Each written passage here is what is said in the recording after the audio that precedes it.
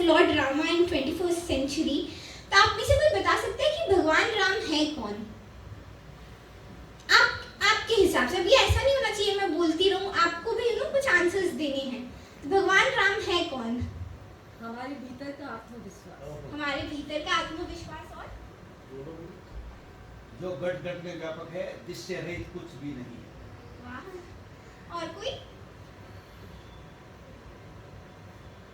तो I think भगवान राम हम सभी के लिए अपनी अपनी एक सोच है, पर आई थिंक मेरे लिए भगवान राम और रामायण और जो हमारी पौराणिक ग्रंथ है वो एक तरह से आईने की तरह है। जब आप मिरर के सामने जाते हो तो ना तो आपको 10 इयर्स ओल्ड दिखाता है, ना तो 10 इयर्स यंग दिखाता है। आप जैसे दिखते हो मिरर के सामने, वो मिरर आपको वैसा ही दिखाएगा। तो जिस तरह आप रामायण को खोलते हैं, आपको पता, जब उन बातों को आप पढ़ते हैं ना, तो आपको पता चलता है कि आपके अंदर ये गलतियां हैं और ये अच्छी बातें हैं। इसलिए आई फील लाइक कि राम जी, रामायण हम सबकी एक सोच है, पर मेरे लिए वो एक आईने की तरह है। तो आई थिंक अभी जैसे यहाँ पे टीचर्स हैं, तो आज हम कोशिश करते हैं कि हम भगवान श्री राम के जीवन से कुछ पेरेंटिंग की बातें सीख सके। तो सबसे पहली चीज़ हम राम जी से ये सीख सकते हैं कि राम जी का जो फाउंडेशन है ना, वो बहुत इम्पोर्टेंट है।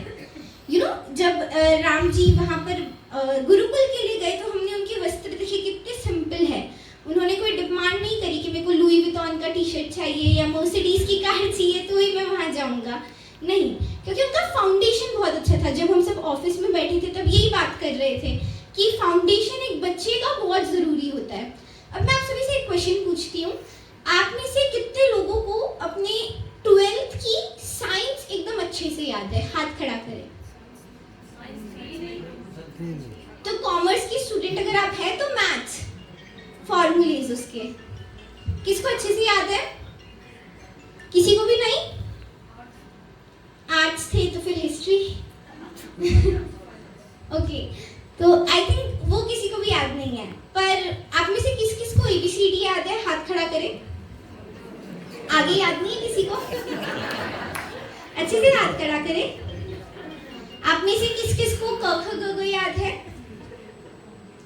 किस किस को पोएम्स याद है उस टाइम की?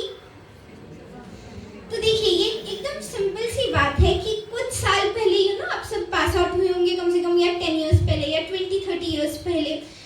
तो कुछ टाइम पहले की हुई पढ़ाई हम में से किसी को भी याद नहीं, किसी को भी याद नहीं।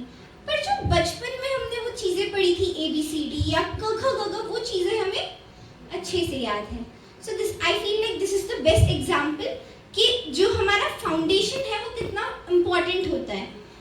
तो आई थिंक हम सभी मारवाड़ी हैं, माहेश्वरी हैं, तो यहाँ पर हम सभी के घर में मनी मैनेजमेंट की बात तो होती ही है। आई थिंक आजकल लोगों की क्या थिंकिंग है कि आप 100 रुपीज़ कमाओ, उसमें से 150 रुपीज़ खर्च करो, 50 रुपीज़ का लोन ले लो और 150 खर्च करो। पर as in Maheshwari, as in Marwari, हमारी क्या थिंकिंग होती है कि अगर आप 100 कमा रहे हो उसमें से ज़्यादा से ज़्यादा 30 रुपीज़ खर्च करो और 5 रुपीज़ कुछ चीज़ें आपको पसंद हो उसके लिए खर्च करो, तो 35 रुपीज़, और बाकी के जो 75 रुपीज़ है उसे सेव करो। तो ये सब आपकी थिंकिंग है, पर अभी के जो so called Gen Z generation है, उनकी थिंकिंग है कि जितना आप कमा रहे हो उससे आप ज़्यादा खर्च करो, लोगों को दिखाओ। सो इसीलिए सबसे पहली बात हमें ये याद रखनी है कि बच्चे जब छोटे हो ना, उन्हें तभी से संस्कार की बातें करनी है, क्योंकि आप सभी अपने बच्चों को धन का उत्तराधिकारी तो बना देते हैं, और नहीं बनाएंगे तो भी वो ऑटोमेटिकली बन ही जाएंगे। तो आप सभी अपने बच्चों को धन का उत्तराधिकारी बनाते हैं, पर धन का किन किनों ने बनाया है? We are trying. So I feel like कि धन का उत्तराधिकारी आप बनाया ना बनाया तो अपने आप बन जाएंगे, पर सबसे इम्पोर्टेंट है उन्हें धर्म का उत्तराधिकारी बनाना।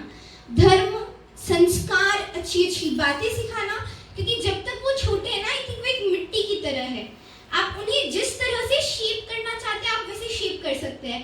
आफ्टर 10 इयर्स, और जब वो टीनेज में आते हैं और तब यू आर ट्राइंग कि हम क्या सोचते हैं जब बच्चे छोटे हैं, वी आर लाइक अरे ये छोटा है, इसको क्या अभी सिखाना, कितना छोटा है। पर आई थिंक बच्चा आपको हर काम करते हुए देखता है। हम कई बार बच्चों को बोलते हैं कि बच्चे झूठ नहीं बोलते, और जस्ट उसके सामने अगर हमारे कोई बॉस आ रहे हैं, वी आर लाइक कि बाहर जाके बोलो कि मैं घर पर नहीं हूँ, तो वो बच्चा बाहर जाता है, वो बॉस को बोलता है कि मेरे पापा ने मुझे अभी कहा कि मेरे पापा घर पे नहीं है।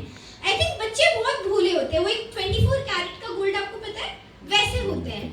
तो हम सभी जब छोटे होते हैं ना, हम 24 कैरेट के गोल्ड की तरह होते हैं, पर धीरे धीरे अगर हमें धर्म का उत्तराधिकारी नहीं बनाते तो धीरे धीरे हमारे अंदर वो जो इम्प्योरिटीज है वो आने लगती है। तांबा, पीतल, वो सब जो चीजें हैं तो वो हमारे अंदर ऐड होने लगती है, जिससे जो हम 24 कैरेट का गोल्ड है वो धीरे धीरे 20 का होता है, 18 का होता है, 19 का होता है। तब आप बताइए कि आप कितने कैरेट के बचे हैं अभी? बताइए। 10 और नहीं, पर तो भी आपको थोड़ा सा तो पता होगा ना कि इतना। चलिए आप 24 कैरेट के राइट।